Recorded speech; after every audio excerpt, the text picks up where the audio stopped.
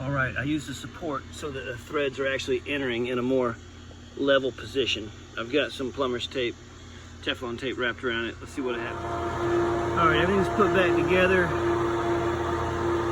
Our filter is filling. We're about to achieve pressure.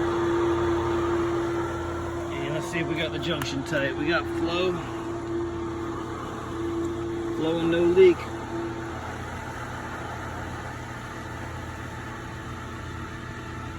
All right, the leveling and the Teflon tape worked.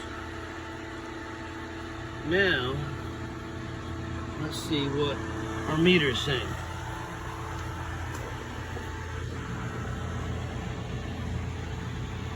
So we're going to check our T-cel. We are at T-15, which is what we own. Chlorine at 60, superchlorinate. And put on auto. And so it's still detecting no flow. So either it's going to take a minute to register and change, update, or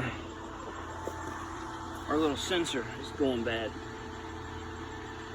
Check the wire, no breaks in the wire. Still anchored firmly in the unit. Still registering no flow.